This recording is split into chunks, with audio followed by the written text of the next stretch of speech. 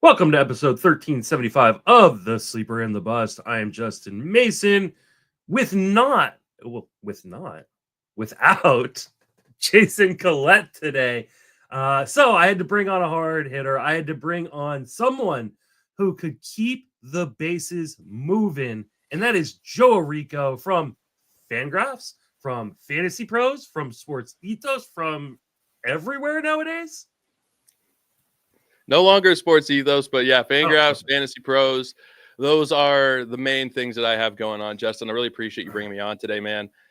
We haven't talked baseball on a pod in way too long, so it's Yeah. good that we're going to do this, and hopefully we get to start doing it on a bit of a regular basis going forward.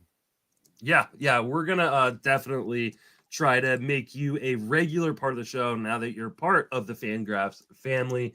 So, and I think Paul and I are just discussing what extra day we're gonna record, and then we'll talk to Joe and figure out what day Joe's gonna come on. Joe will be a regular face here on the Sleeper and Bus, along with Jason Collette, Paul Spohr, and myself. Uh, Remind everybody where you can reach on social media, and then talk about what you do in the fantasy industry in general, just so if someone hasn't heard you on a pod before, they know where to find your work. Yeah, so I do a lot of stuff at Fantasy Pros, mostly podcast production, but I also host the Fantasy Baseball podcast quite a bit. Joe Pisapia, Chris Welsh, and myself kind of rotate the hosting duties, different guests, lots of fun stuff at Fantasy Pros. And then Fangraphs, I've been controlling the second base rankings throughout the offseason. Going to have some more articles that are going to be coming out during the course of the season as well, and potentially helping Justin with some of the roto write-ups and hopefully appearing on the podcast as well. But in terms of the social media side of it, Joe Orrico 99 if it's on Twitter. I got a Blue Sky account that I don't post to a ton, but when I do a show or something of note, I tend to share it out there. But Joe Orrico 99, you should be able to find my work that way. There we go. Make sure you're following Joe on all those social medias, and then make sure you're following his stuff at Fantasy Pros. I work at Fantasy Pros too. Great place to get some information from, as well as our site Fangraphs here. We are going to be talking about some potential target picks after pick 300. So you're late in the draft, or for those of you playing 10-team leagues, your draft is almost over, and you're like, hey, who can I go get? Because I need this category. I need runs. I need RBIs. I need whip or ERA. I need saves. We're going to give you some of our, I guess they're considered sleepers, going after pick 300, that we're kind of targeting in these early drafts. So, but first, we have a bit of news. We have some amazing news. My boy, Paul DeJong, has signed a deal with the Washington Nationals. Do we care about this for fantasy at all? I don't care about it a ton. I don't see that he has any kind of real regular role. I mean, we have him slotted in as a bench piece right now. He's not going to play shortstop regularly, which has been his position. That's CJ Abrams' role, unless he stays out all night at the casino too many times this year. And then maybe it's Paul DeJong's role. But no, in all seriousness, I think he's just a piece of added bench depth. Maybe he does get into, 60, 70 games or so. And he actually wasn't too bad last season. I mean, 24 home runs was a hell of a lot more than we were expecting from him. But I don't think there's really much here. Late DC pick, maybe, but not somebody that I'd really be that interested in. Yeah, I mean, I think this is just a DC pick. This is just a depth piece for them. I mean, right now we have him, like you said, on the bench, not even in a platoon role. I could see him get into a platoon role with like Jose Tena, depending on how Ahmed Rosario does. They're going to be probably using Rosario as kind of a super utility guy this year. But outside of like NL only DCs, things like that, I just don't think you need to know Paul DeJong's name. He will be like the pickup of the week at some point because he can play pretty much all of the infield positions.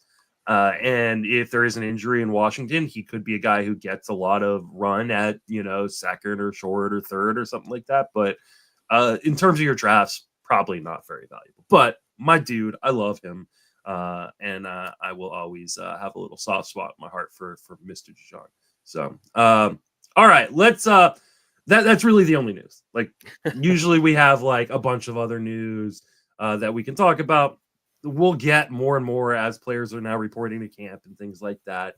And as spring training really starts to get going, we'll have a lot more news. But we're just going to jump straight into our topic, which, like I said, is targets for guys or for categories after pick 300. So we'll start with runs. We're going to go through the offense first, and then we'll hit the pitching and see how it goes. So give me your guy for runs going after pick 300. So I've gone with Tommy Pham, which might seem like a bit of an odd choice, but he recently signed with Pittsburgh. He's going fairly late. I'm just looking at DCs in the month of February. There's 11 of them to go off of. And you're not seeing him go off of the board until, I mean, he's gone up a little bit since he signed, but still well after pick 300 a lot of the time. And I think he's going to be the leadoff hitter in Pittsburgh, which is kind of the main thing here. I don't think that he's super great, but if you are leading off for any team in baseball and you are going after pick 300, there's a very good chance that you're going to be a positive return on investment. Even if he's only giving you maybe 60 odd runs. I mean, Steamer hasn't projected for 62 runs. If he does that with the 12 homers and 12 steals, he's projected for 250 batting average. Like, I put him in the runs category, but he's really just a well-rounded, nice late pick to take, especially now that he signed for a team that really is not a great offense, but it does mean he's going to have more opportunities to play every day. Yeah, I'm with you on this Tommy Pham pick. If you hadn't taken Tommy Pham, he was going to be my pick for this, right? Okay. Leading off in Pittsburgh, and people are like, well, like Tommy Pham, is he really like the prototypical leadoff hitter? You know, no, but like they were leading off Isaiah kind of Falefa last year at the end of the season. Like this is a team that just does, you know, especially now with Spencer Horwitz, you know, out for 6 to 8 weeks. Take him off your draft boards if you haven't already. Pham is probably penciled into close to everyday playing time as their leadoff hitter. I think 65 runs is probably undershooting it because the top half of this lineup is not bad. The bottom half is terrible, but the top half is not bad. So, Pham, I think for me is a really, really good call out. And like I said, if you hadn't picked him, I would have. You know, yes, he's getting older. We're talking about a 36-year-old about to be 37, but the underlying skills are still pretty good. 23% strikeout rate last year. Makes, you know, above league average zone contact. Doesn't swing outside of the zone. He has had double-digit walk rates throughout his career. I know it wasn't there last year, but, you know, like he was virtually 10% in 2023. I could see him kind of getting back to that. So, yeah, Pham is a dude I really like. The guy I went with is another leadoff hitter on a bad team who looks like he is penciled into fairly regular, if not everyday playing time, and that's Mike Tauchman. Tauchman is going to be potentially leading off here for the Chicago White Sox. And I mean, if you want to talk about a terrible lineup, just look at the Chicago White Sox lineup right now. It is pretty much Andrew Vaughn, Luis Robert, and nobody. I mean, I guess Benintendi there, but like, this is a terrible lineup. But Tauchman's going to be leading off, probably playing every day. At worst, he'll be strong side platoon. I could see him, you know, getting 60 runs scored in this lineup. Just because they've got no one else. Now, he will probably be traded mid-season because he is older and he's not going to be a part of the next good White Sox team, though I would argue that nobody's going to be a part of the next good White Sox team. We might not be alive for the next good White Sox team. It's going to be a little while. I like what they're doing in terms of the rebuild, but it's going to take a while. Yeah. But that being said, like, especially in DCs, especially only or even in the back end of your 15-team leagues, like I think Tauchman is a good buy right now. I completely agree, especially if you're in an on-base percentage league. He's going to get on a hell of a lot. Walk rate in the 13% range. For his career, 12.9 on base at 344. And even last season, like a 111 WRC plus was a lot better than I would have expected him to have. The year prior was 109. So he's put together a couple of good seasons at the top of the order. And I think it's kind of similar to Pham, where he can give you a little bit of power, a little bit of speed. It's not a great lineup, but he should still be easily a profitable player this season, even if he gets traded mid-season and he's not playing as much after the break. If you're putting him into your lineups for the first 3 months of the season, he should do pretty good things for you. 5 outfielder leagues for sure. Like if it's a shallow 10-team league, maybe he's not there, but I think in a lot of those deeper leagues, Tauchman's a very nice pick. Yeah. I really like Tauchman. It's just kind of a cheap, deep league guy. Let's go to power, because power is something that's harder and harder to find these days. And it's really hard to find if you don't grab it early. So what are you doing if you get into pick 300 and you're going, oh man, I don't think I get enough power on this team? So some people will scoff at it probably, but Giancarlo Stanton is still a great source of power. And yes, he's getting older. He is going to be, or he actually just turned 35 a couple months ago. He is not a young guy anymore, but yet he's still giving you insane power metrics. He had a 21% barrel rate last season with a 55% hard hit rate. It's just stupid numbers. The health thing is a bit of a concern for sure, but the last 4 seasons, 139, 110, 101, 114 games. I think it's a little bit overplayed. You're still putting Stanton in your lineups a lot of the time, especially if you are in need of power. And at this point of the draft, if you're lacking a little bit, or maybe you took Xavier Edwards or Luis Arias and you need to kind of balance that out, Stanton should still be able to play 110 games or so, give you close to 30 home runs. And at this point of the draft, 30 home runs, 40 home run upside if he stays healthy just isn't really there anymore. Yeah, I mean, I think that Stanton, it's just about health, right? Like if he stays on the field, like we've got a guy who potentially could hit 40 bombs again. I just don't know that he's going to stay on the field. And so I tend to stay away from a guy like Stanton. And he's only eligible at util, right? That's the problem. Yeah. I don't mind drafting util only players. The problem is you may get to pick 300 and already have that spot filled up. So that makes it a little bit more difficult. That being said, like on a per plate appearance basis, I mean, he hit 27 bombs in 459 plate appearances last year. We look at those exit velocities and they're still elite 100 or 120 max exit velocity, almost a 95 average exit velocity. Like that's insane. A 55% hard hit rate. Like, yeah, like I'm totally fine drafting, like especially in your 10 and 12 team leagues where like you can get another guy off the wire if and when, because we know that Stan's going to get hurt at some point.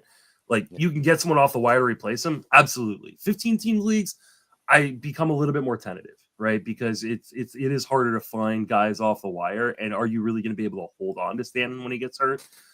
That becomes a little bit more difficult point. But that being said, I do think that this is a good call out right here.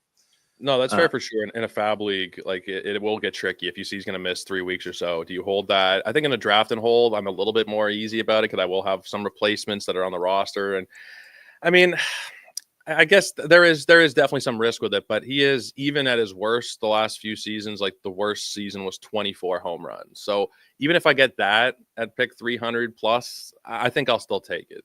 Yeah, I think that's fair. I went with Hunter Goodman, who I think I've talked about quite a few times on the podcast. But we're talking about a guy who hit 13 home runs in just 224 plate appearances last year. Now, I don't know what the Rockies' plan is for Goodman this year.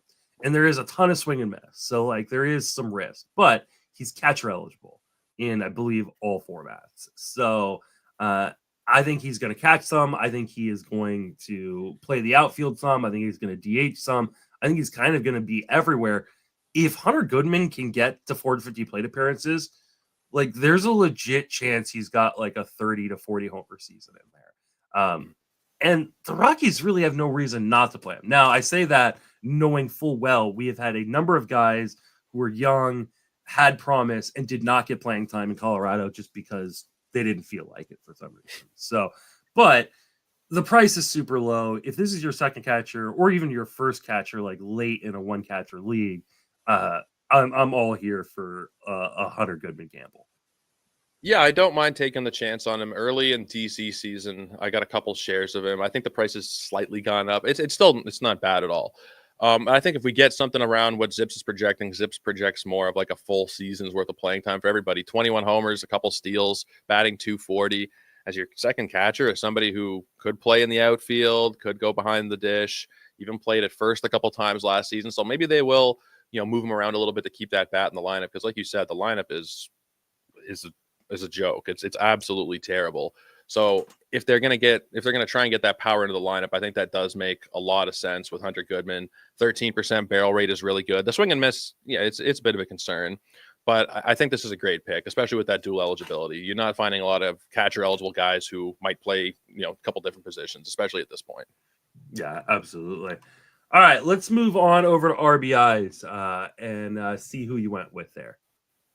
So I went with Carlos Santana. I think Carlos Santana is kind of an underrated source of RBI, 71 and 86 the last couple seasons. He's going back to a Cleveland team that is actually I know there's people who talk about how good the Cleveland lineup is, and it's not amazing, but Juan Manzardo and Jose Ramirez means there's going to be quite a few base runners on base a lot of the time when Carlos Santana comes to the dish. Yes, he's getting older, and you always have to worry about that falling off. He's going to be 39 in a couple of months, but the numbers stayed roughly where they had been the last couple seasons. The barrel rate was about the same. The hard hit rate jumped up a little bit, and he actually had his highest ever max EV, ever so slightly, but his hardest ball he ever hit was in 2024. So I don't think he's necessarily done. I think we can still get another season at him, especially at this range, at a weak first base position where it's really, really bad. Like it's not bad at the top, but once you start getting outside of the first 8 or 10 names, first base really dries up. So if you're getting some depth there in Carlos Santana, somebody who's still going to be probably batting 4th, at worst maybe 5th in a decent lineup, I think I still really like that, even though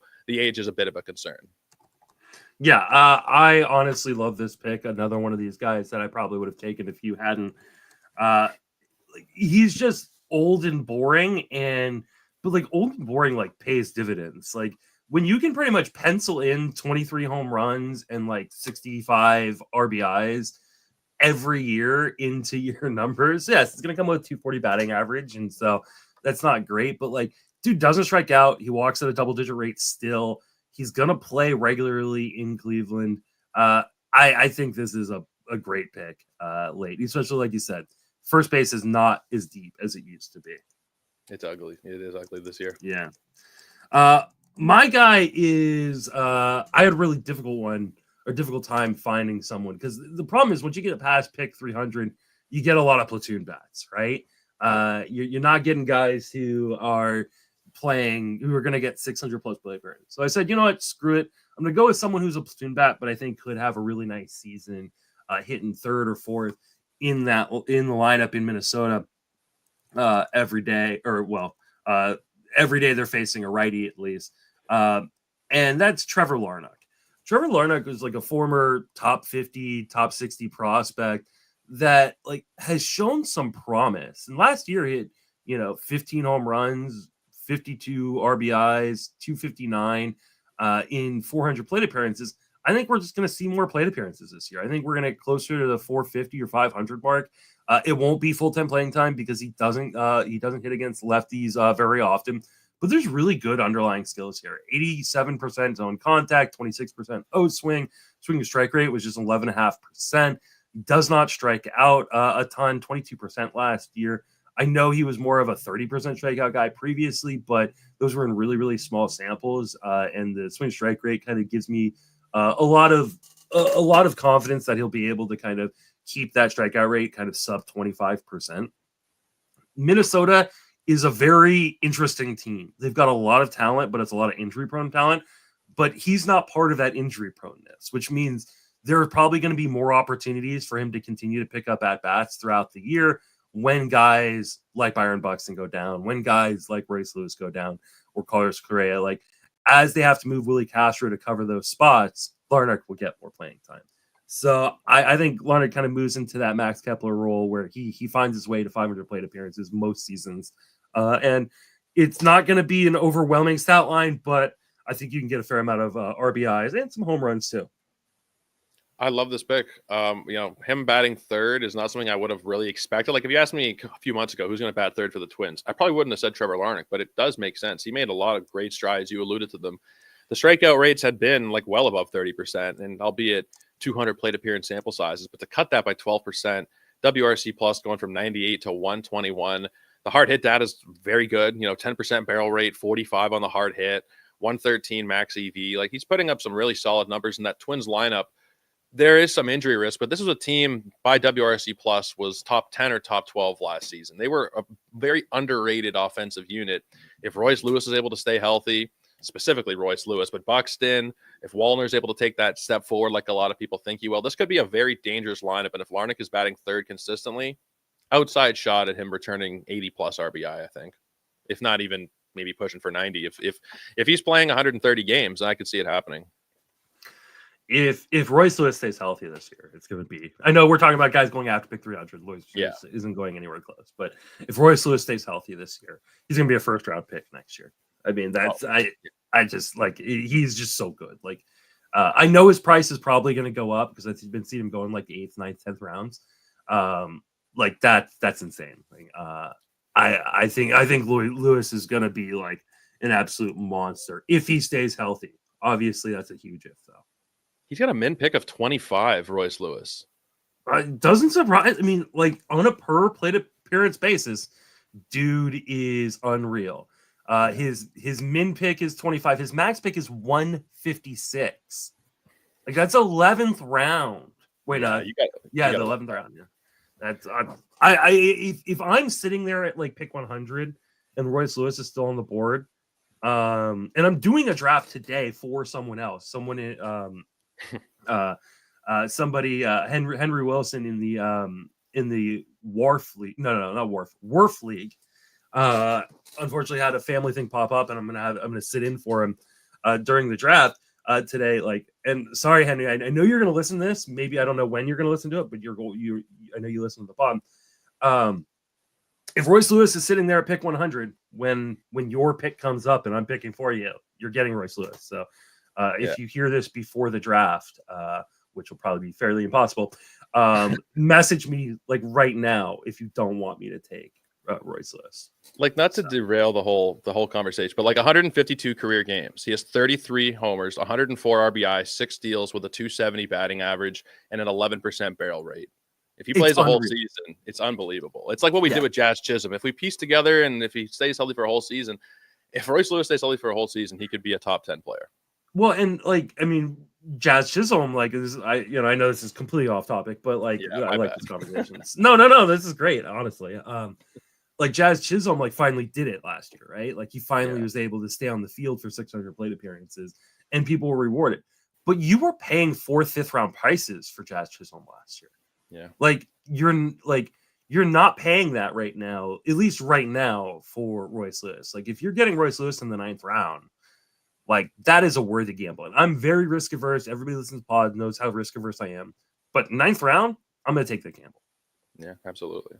All right, let's get back on track. I don't even know where we were. Oh, we're moving over to stolen bases. This is a little bit easier. There were a number of options here. But you went with a guy that, hey, it's kind of an old favorite of the show, or at least some members of the show. Talk to me about Dylan Moore. I don't love Dylan Moore, but he's actually, I mean, I see a lot of slander every year. Dylan Moore sucks. They got to get him out of the lineup. He's hitting 200 or whatever.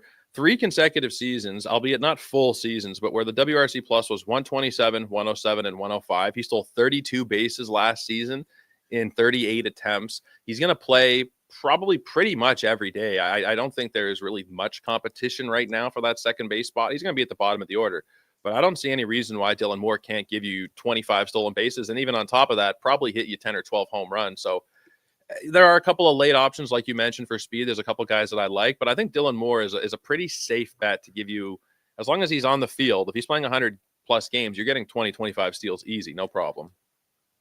Yeah, like, and I've been one of those guys that has said for years, like, Dylan Moore sucks, but like, he kind of is who he is right now. Like, hey, he's not going to give you a good batting average.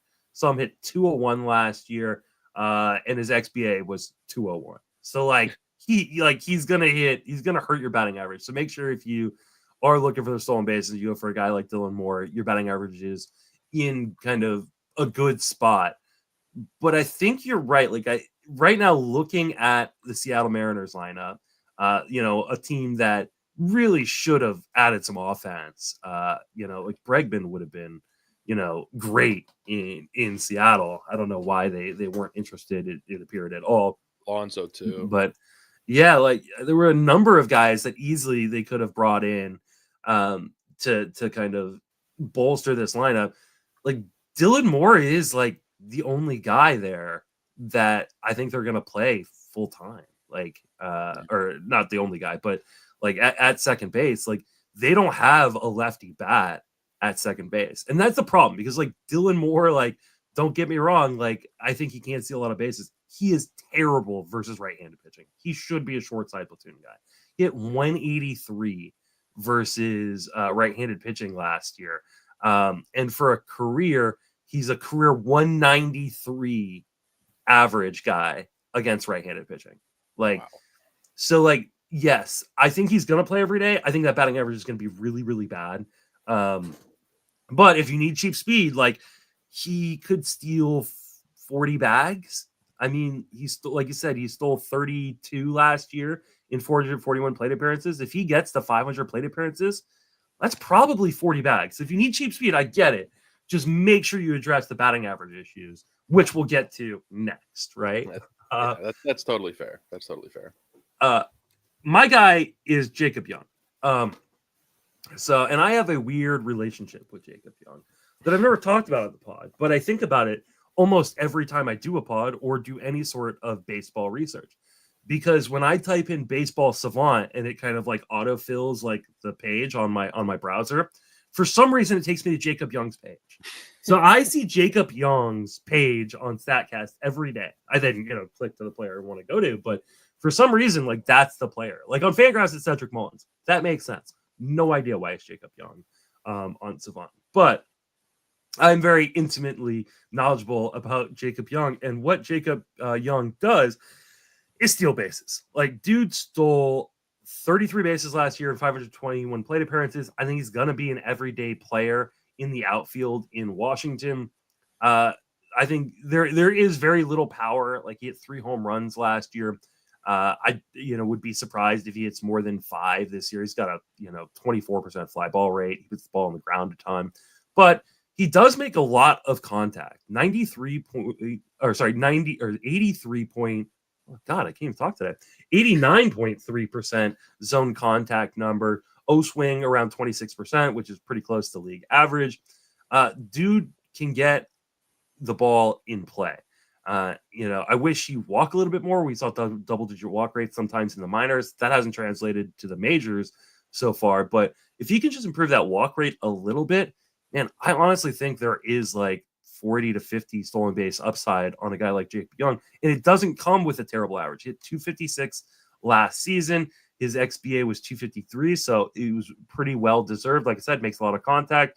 I think Jacob Young's one of my favorite late speed guys. Yeah, I picked him up in tout last year, and I had a lot of fun with him. So he's not going to lose playing time. I don't think his defense is like Gold Glove caliber defense. If you look at the defensive run save last season, he was at 12 and he had 20 outs above average. So however you want to look at it, like he was an elite center fielder. 33 steals. I think he can get to somewhere in that same vicinity again, at least.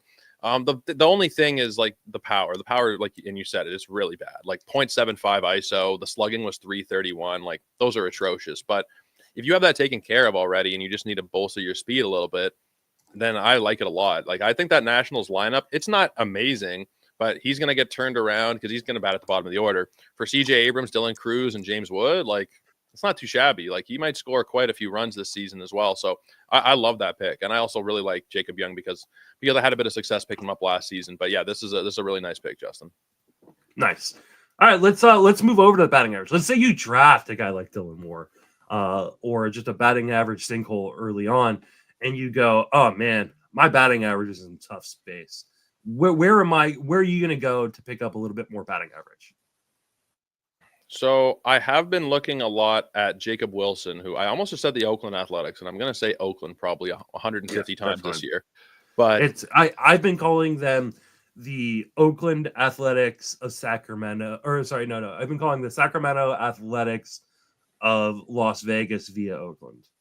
It's like an old school, like the way the Angels had that Angels of Anaheim type of deal. But yeah, I'm gonna slip up on that one a lot. But I mean, this guy does not strike out at all. The strikeout rate is going to be in the sub 10% range all throughout the minors. The batting averages, albeit at very small sample sizes, but 318, 333, 455, 396, 433. 28 games in the majors last year, 250. Not anything crazy, but you get a bit acclimated to that major league pitching. And if you look at the projections this year, the lowest batting average projection is 269, and the highest projection is 287 from Steamer.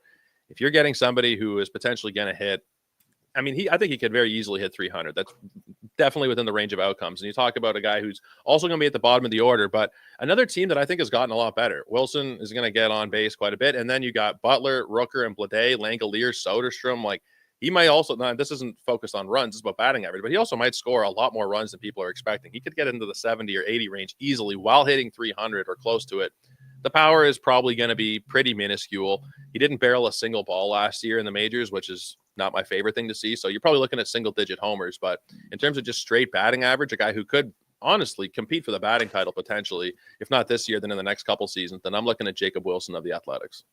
I love this pick. And it was one where like when I first saw it on the sheet, I was like, why is he picking Jacob Wilson? Like I saw him play a little bit, but not a ton, just because he was playing at Oakland and Oakland was so bad at the end of the season.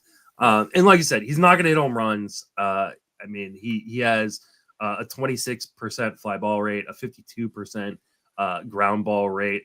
His launch angle is only 9.5 degrees and just does not hit the ball super hard. 19% hard hit rate. So there will not be very much power.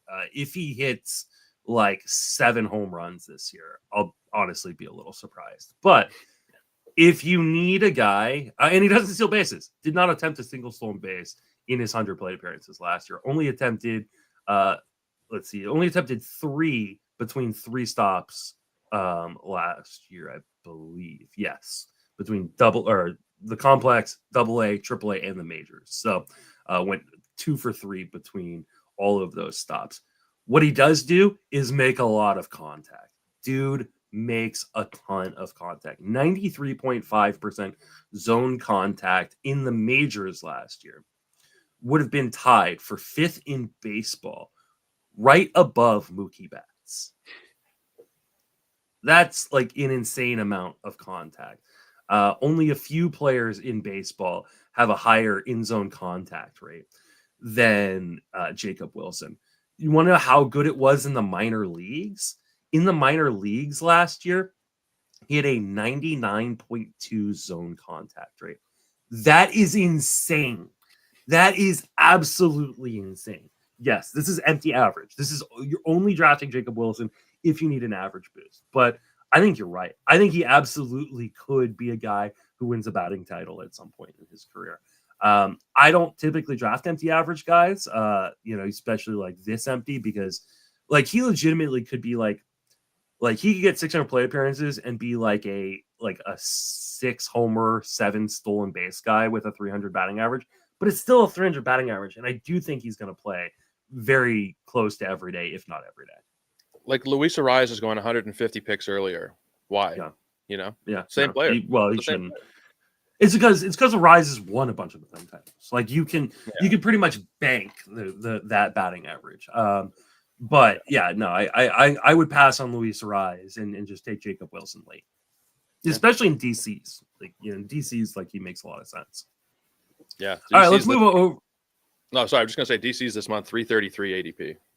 Yeah, absolutely. All right, let's move over to the pitching side of things.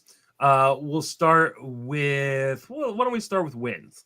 Who do you got as a guy who could get you some cheap wins?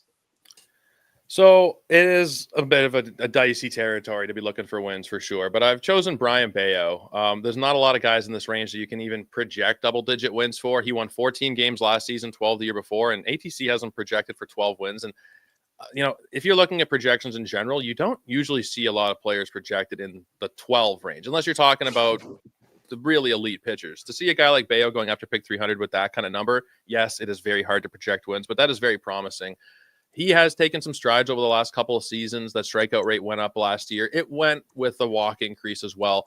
But he does seem to be a little bit more comfortable than he did in his first couple seasons. There's also the hope that as he now has, 375 innings under his belt, hopefully he can make some of those adjustments. Like he came into the league, we were expecting maybe not a top tier prospect, but he was fairly highly touted. And I'll say this, I don't focus a ton on the minor leagues, but his minor league numbers were very, very good.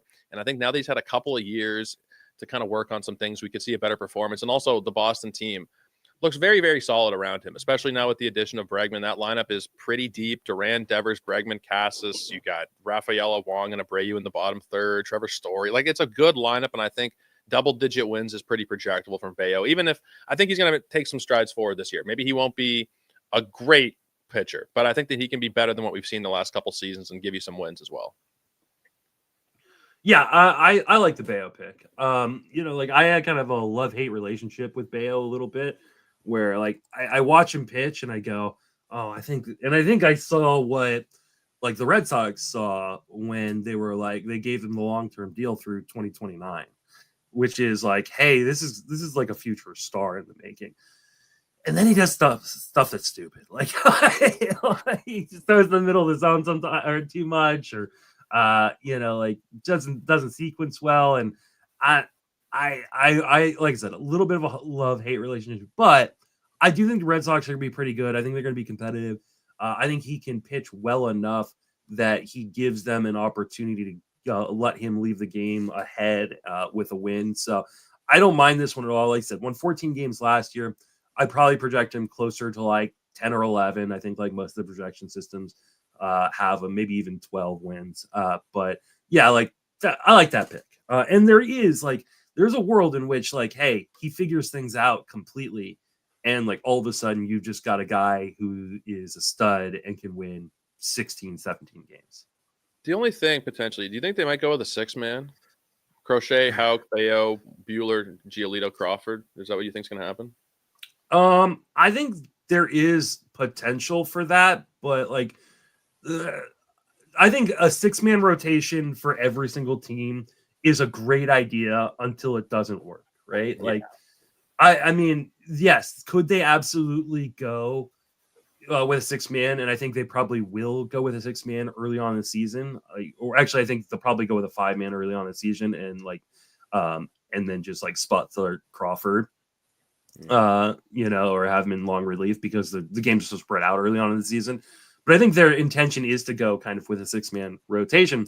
That being said, like, I love Garrett Crochet. I'm totally on board with where he's going. I don't know how many shares I'm going to get of him this year, but love him. Like, how safe do we really feel like Garrett Crochet should be? Like, he's had some massive inning jumps. He had a lot of injuries early on in his career. Tanner Houck, a very similar guy, like where it's like, hey, I love the upside on Houck, but I don't know how healthy he's going to be. Walker Bueller has struggled with health issues. Lucas Giolito's coming off of Tommy John. Like, True. This is a 6-man rotation until it isn't. That's totally fair. And I mean, that probably applies for all 6-man rotations, the injuries that are going to pop up. And yeah, I think you're probably right there. Like the Dodgers have been one that I've thought about a lot. And it's like, are they going to really start? Like they have like 10 starting pitchers. Like, they're going to probably lose 4 or 5 of them, but are they going to still try and go with a 6-man? Like, I don't know. I feel like you're probably right. I feel like by the end of the day, every team is probably going to end up with using 5, and maybe they mix in a 6th one here or there if they start like, 13 consecutive days or something. But yeah, it's considering the injury risk in Boston, especially, it shouldn't be that much of a concern. Yeah, absolutely. My guy is like an old favorite of mine that just completely fell on his face last year. Chris Bassett threw 171 innings with a 4.16 ERA. And I mean, that's not terrible, but the underlying skills weren't even that good. And we've been, getting mid-3s ERAs from him for years, or low 3s ERAs from him as well. I'm concerned that like, hey, we've gotten to a point now where, yeah, like this is kind of the end of the road for Bassett, and he is in the last year of a deal, so I think they'll milk him for and then got. That being said, what Chris Bassett does do is throw innings, 181, 200, 171 over the course of the last 3 years. He's on a team with a pretty good offense in Toronto that just improved their defense behind him with the addition of Andres Jimenez. I think Bassett is a sneaky guy for wins. Yes, last year only won 10, but the 2 years previous to that, he won 15 and 16. If you're looking for cheap wins, I think Bassett's a dude. Yeah, I don't hate it at all. I mean, the thing that concerned me more than anything last year was the walk rate jumping the way it did. He'd always been in like that 6-7% range, went up to 9.2. But I think the volume point is a good one. Like he's barring an injury, which that's the same caveat you have to give for every pitcher. He's going to throw 180 plus innings, and at that rate, I'm a pessimistic Toronto native Blue Jays fan, so I think the offense is okay, not too great, but that just might be my own biases over the last couple of years. But I think that he's still, the floor is a double-digit game winner. Like every full season he's pitched going back to 2019, excluding COVID, he's won at least 10 games, and that includes seasons of 144 and 157 innings. So that does seem like a good floor to set. And at this range of the draft, like he was somebody I considered for sure, because at this range, you're kind of just looking for the guys who can give you volume, because that's the way that the wins get translated. Even if the performance is like, I don't think necessarily he is going to be a sub 4 ERA guy again. Maybe he's close to it. The whip is probably not going to be amazing, but the wins are very important as well to aim for. Like I think he's a great streaming target in the shallow leagues, and in deeper, close, maybe not deep leagues, but 12-team NFBC leagues, 15-team leagues. There, he's going to get drafted. If you're playing like a 10-teamer on Yahoo, 12-teamer even maybe, I think he's probably more in the streaming bucket, but you would be aiming for those wins with the stream. So I do agree with you there. Yeah. I mean, I think he's a guy to watch in spring training. If he looks like the pitcher he was in 22 and 23, then I'll kind of be all on board, because I think Bassett's one of those guys that, because he's boring, he doesn't have like the extreme strikeout rates and things like that, he kind of gets overlooked. But if he kind of looks like he did last year, where the velocity just isn't really enticing, and he's not hitting his spots in the way that he has in the past, then I'm probably just gonna pass on Bassett. But I do think he can be a cheap source of wins kind of late in the draft. Yeah. All right, let's move over to ERA. And when I was looking through it, I hadn't checked the sheet at first when I was looking for an ERA guy, and I was like, I got a guy. I got a great guy for that. And I went to go put his name on the sheet, and you already had him there. So talk to me about Nick Martinez. It seems like we're on the same page for a lot of these, which is a good thing. So Martinez, the thing with him is, I think it would be best to probably not start him at home a ton. But at this range of the draft where you're taking him, you don't really need, he's not somebody you need to start every single week. If you look at what he did last year, the splits between the home and away, at home, he had a 4 ERA. Pitching in Cincinnati, it's going to be a little bit tricky. But on the road, 70 innings of a 2.18 ERA with an opposing batting average of 181. I think if you are picking and choosing your spots, which you are definitely able to do at this range of drafts, Nick Martinez is not costing you really much of anything this year, 341 ADP.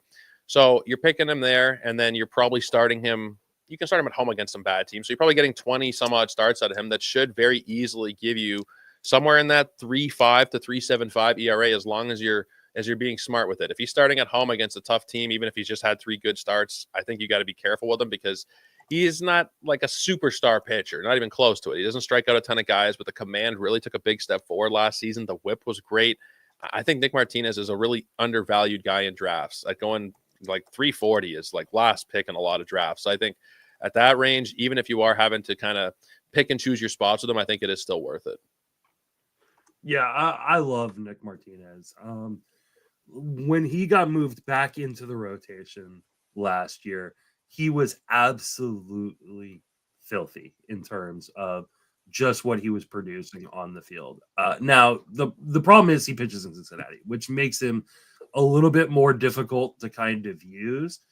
But let's see, I'm trying to find his numbers from the beginning of September when he rejoined that rotation through the end of the season were a 0.83 ERA. Yes, I know that 3 of the 5 games were outside of Cincinnati, but he faced Houston and Pittsburgh in Cincinnati. Only gave up 1 earned run in those 2 starts combined. 16 strikeouts. Only gave up only gave up 3 walks during that time. Like, I honestly think like Nick Martinez is probably one of the most underrated starting pitchers in fantasy right now. Going after pick 300, I think he helps you everywhere. I think Cincinnati's going to be much better. I think he's going to give you a pretty decent whip. Yes, you want to be careful about his home starts, but you take all of his road starts and a few of his home starts, I think you got a really, really good pitcher in Nick Martinez. Completely agree. 100% agree. So then I struggled. I struggled mightily because I could not, for the life of me, figure out like a pivot when I couldn't do Nick Martinez. So I went with a gamble. I went with a guy who has been really, really good in the past, but really, really struggled last year. Prior to last season, Jordan Montgomery had a 3.20 ERA, a 3.48 ERA, 3.83 ERA. Throws a ton of innings. Last year, he signs that big deal, but he signs it late, really struggles, deals with some injuries. He was terrible. There's no doubt about it. But Jordan Montgomery is the guy I'm watching in spring training because I think a full spring training where he's completely healthy, completely ramped up, ready to go, I think he's going to bounce back to being the guy that he was, which is like a mid-3s ERA pitcher. And if you're getting that as late as Jordan Montgomery is going for 170, 180 innings, I think Jordan Montgomery is a huge bounce back guy this year. You buying that at all? I do buy into it. I think that they're going to trade him at some point. I think they want to trade him. I think they wanted to. I think if anybody was willing to take on that contract, they would have traded him. That's probably a fair point. I just look at their starting rotation. Like, we have him projected as a long reliever right now. Burns, Gallen, Kelly, Erod, and Fott in the starting rotation. My favorite pitcher in Arizona is actually Ryan Nelson, so I'm really hoping that they make a couple trades. But Montgomery is interesting because people just – it's in the fantasies, in the sports world in general, we operate in terms of what have you done for me lately?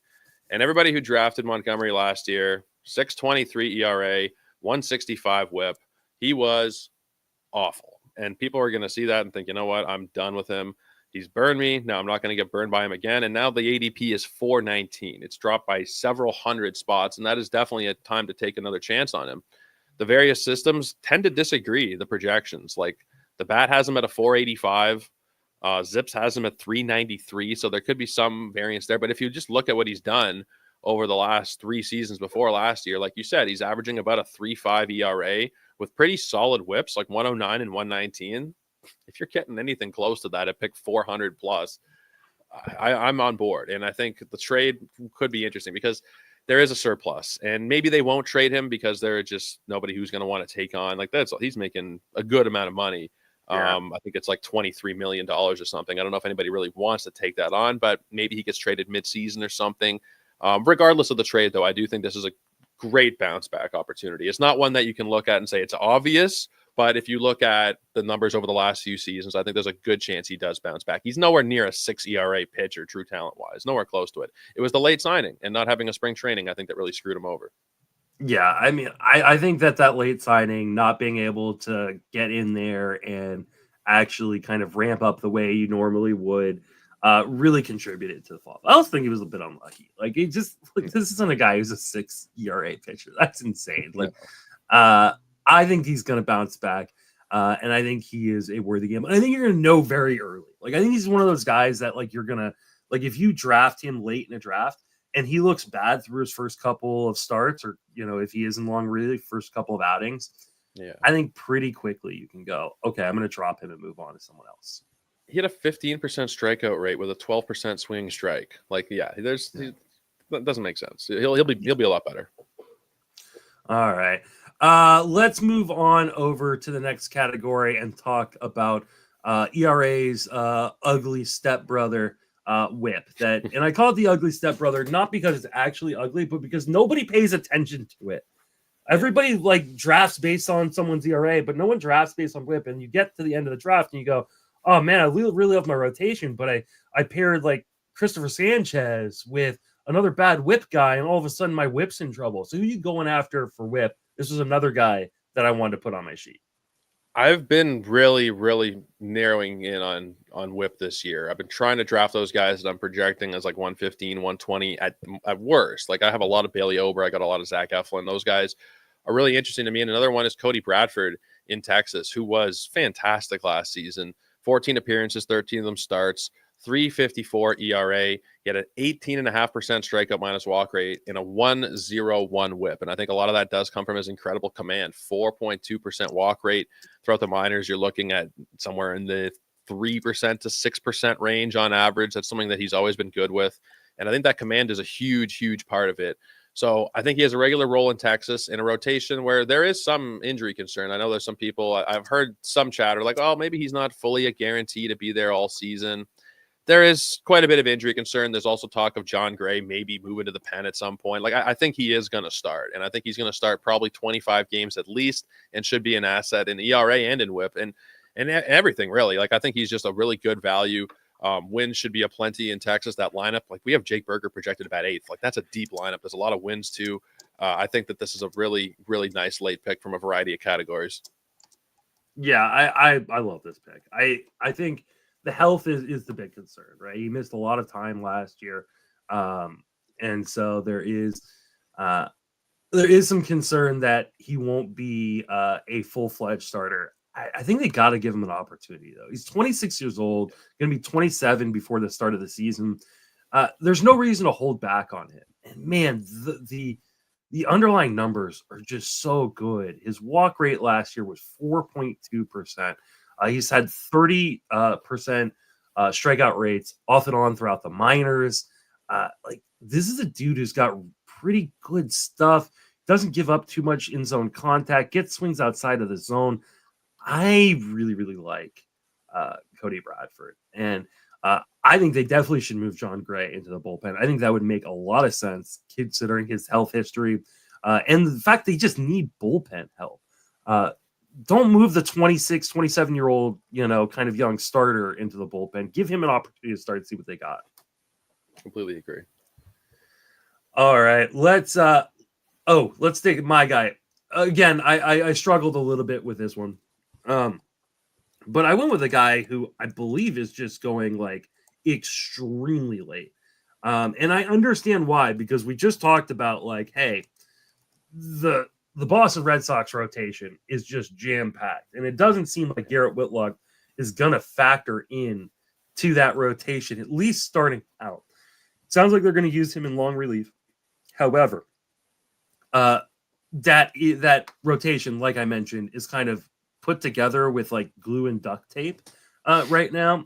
And Whitlock, man, he can be a pretty damn good whip guy when things are going right for him. Now, we've all seen it could be really bad for him when things aren't going, but he had a 115 whip last year. He's a career 115 whip guy. He's got really, really good stuff. Health is a major issue for him as well. I prefer him in fab leagues where I can drop him if he gets hurt, right? I don't really want to be drafting Garrett Whitlock in draft champions leagues as much. I mean, you just have to add in kind of your tally of injured guys. And I always say like, hey, 5 stash kind of players or injury risk kind of players in draft champions. And that includes prospects because you just don't ever know when they're going to be up or if they're going to succeed when they come up. So like, I wouldn't draft him in draft champions, but at the back end of a 15-team league in an AL only, I would draft Garrett Whitlock and just kind of see what you got because I think this is a really, really talented pitcher that just needs to stay on the mound. Yeah, I always thought he was going to be a starter, and it's probably a little too crowded, like you mentioned, at this point. But I think the skills are really there. And even, I mean, if he's pitching in the pen, if he's giving you like 75 or 80 innings, like he's a first career 3.39 ERA, 115 whip. I think you're taking that, even if it's out of the pen. Like we'd prefer him to be a starter, but there's also a lot of question marks around like that 9th inning. Like there's a chance that Garrett Whitlock ends up. I know this isn't the save category. There's a chance he ends up closing games for them. Liam Hendricks might not be what he once was. Aroldis Chapman's 37 years old. Never really know there. Whitlock might be the third guy up. Maybe it's Justin Slayton, but there's a lot of different ways that he could potentially return value this year. And he's always been somebody that I've really liked. So I have a hard time arguing with this pick. And I'm sorry for getting to the show sheet first and taking all the good choices, Justin. No. That's what I want the guests to do, right? I want the guests to get their first choice. It's, starting very soon, I won't consider you a guest. And so I'll be a lot more rude. But at the moment, you're technically still a guest. So I give them first crack and then I kind of take the leftovers. But no, your picks have been on absolute fire today. So let's continue it. Let's talk about strikeouts. Who are you looking at for strikeouts? I will admit, I may have a blind spot when it comes to this person. I love DJ Hertz. He's actually a friend of ours at Fantasy Pros. He was messaging a lot of the guys throughout the season for fantasy football advice. He's a huge fantasy football guy, which is kind of cool as well. But he is also, on top of being a fantasy football guy, a huge strikeout guy. If you look at what he did throughout the minors, we're talking routinely getting up to the 40, high, mid 30s, and even sometimes over the 40% range. And the thing with him was always kind of command that was a bit of a concern, but even that improved last season. Like he had always had walk rates above 10% in the minors, well above, and he got down below 10% while keeping the strikes really there, like a 28% strikeout rate. The swinging strike rate was 13%, so he's probably still going to be in that 26 to 28% range. The hard hit was great at 34%, and everything really, like on top of the strikeouts, like a 326 xERA, 371 FIP, The Sierra was 3.77. Like, I think you can get a sub-4 ERA with a boatload of strikeouts. Like, the projected strikeouts are ranging from depending on the system you look at. Like, ATC has him for 150 strikeouts in 134 innings. The low one is 112 strikeouts from Zips, but that's only in 103 innings. And I think that the Nationals are going to use him and then every time through the order type of role in the rotation. I don't think that there's much of a chance of Mike Soroka staying healthy in the rotation. Like, I think he's more suited as a reliever. And then you got Trevor Williams, Mitchell Parker, Jake Irvin. Like, these aren't guys that should really keep a guy like DJ Hertz from starting, a guy who showed up last year with an 18% strikeout minus walk rate and did really good things for them. So there's a number of standpoints I think DJ Hertz can return value. And I'm also admitting I'm a bit biased towards him because I love the guy, but I think that he's a really, really great pitcher in the making. Yeah, I'm very interested. So, like, here's the thing about DJ Hertz. DJ Hertz is a really, really good pitcher when he can find the zone. The problem is, as the season went on, he had a really hard time finding the zone. But as the season went on, his surface numbers got better. So, like, I almost feel like DJ Hertz is the pitcher version of Tristan Casas. So, like, in 2023, Tristan Casas, and I've talked about this a lot, like, in the first half, he had really good underlying numbers, was hitting the ball hard, was making a lot of in-zone contact, was making really good swing decisions, but he just got unlucky. He really struggled in the first half. In the second half, he broke out. And I was like, and prior to the second half, I was like, yeah, I think Casas is going to break out here in the second half. And he did. He broke out in the second half. But he did with terrible skills. Like, he completely changed what he was doing. He's making bad swing decisions. He wasn't making good end-zone contact. He was just rocking the ball when he did make contact. And so I was like, I don't know who Tristan Casas is, right? And I still to this day don't know who Tristan Casas really is. And I think anybody who tells you they do, other than dude's got enormous power in the bat, is kind of fooling themselves. I think the same could be said for DJ Hertz. He's a guy who, when he is filling up the zone, he can be a really, really effective pitcher, and he does get a lot of strikeouts. The problem is, I just don't know if he knows how to do that regularly. And I think there's going to be a lot of unevenness. That being said, I think there's going to be a lot of strikeouts. I think you're right. Like, this is a guy I like to go for and hope for the upside, right? But I also think he can be maddening. And so, like, pairing him with kind of a really boring innings eater that, like, gives you good ratios, I think is a really smart play. So, like, you know, DJ Hertz is one of those guys I want to put on kind of the back end of my rotation when I've drafted a Logan Webb or someone like that, right? A guy who may not light up the world in strikeouts, but you're pretty sure is going to give you really good ratios. At the George same Kirby. Time. George Kirby, right, is a perfect example, right? I draft George Kirby early so I can take a shot on a guy like DJ Hertz later. And if Hertz does figure it out completely, watch out. We're talking about, like, SP2 type territory. I think the Nationals pitching development was better than I expected. Like, Mackenzie Gore did go through his bumps, but he was pretty good, especially down the stretch. Mitchell Parker debuted and was really good. Like, they tinkered with some things with Trevor Williams, and he had a really good season before getting hurt. He had a 2 ERA before he got hurt last year. So I think there might be some things that are undervalued organizationally as well there. Yeah, I agree. I like what the Nationals have been doing. They've had a really quick, but a pretty good turnaround. And guys like Hertz is a part of that. If Mackenzie Gore can get back to what he was in the first half last year, I'd be really excited for the Nationals. I mean, considering they traded Soto, I thought they were toast, but that package they got for Soto, I mean, they did about as well as you possibly could have done. Yeah, especially for, you know, San Diego not holding on to Soto for very long.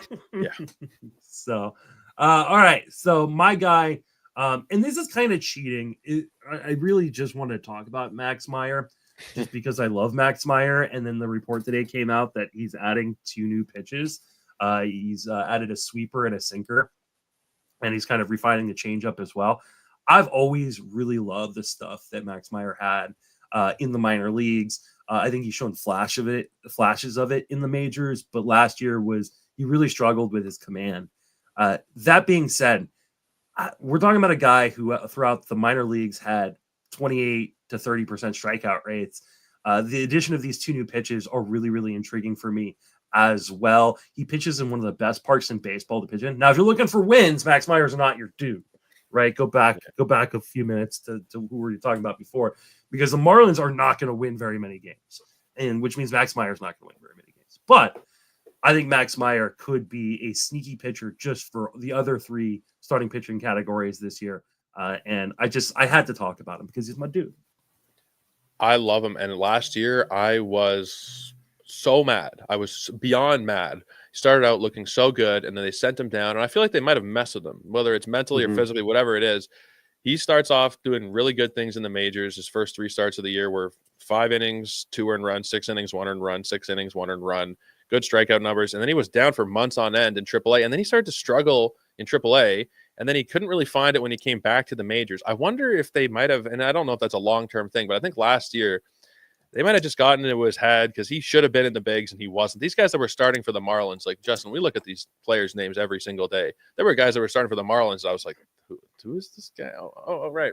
Yeah. So there's a part of me that wonders, is Max Meyer going to be working on these pitches and he's going to be facing AAA batters again this year? But I think they're kind of running out of excuses at this point. He's 25, about to be 26 years old.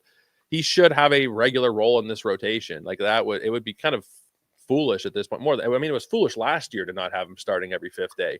But at this point, I mean, Cal Quantrill, if they're starting Cal Quantrill over him at any point of the season and Max Meyer's in AAA, I'm going to be like organizing protests in the Miami area because he deserves to have a role. And I think that he will. And I think the skill set is still there for him to succeed. I worry about the mental aspect of like the guy's ready. They send him down, they mess with him, and then he struggles. Like, I think he's going to be fine, but that's something that I'm kind of worried about a little bit this offseason. Yeah, I mean, I don't know what the Marlins are doing, man. Like the Marlins, I felt like they were moving in the right direction, and then they said, "Nah, we don't like the right direction. I want the wrong direction." It seems weird. The whole organizational philosophy, getting rid of their GM the way they did was shitty. I think the organization is bad, just in general. But I do like Max Meyer. I wish they would have traded him as part of a package or something like that, get him away from there. But that park is still great to pitch in. I think there's a lot of upside, and he is really, really cheap right now. So I'm taking the gamble anywhere I can on Max Meyer.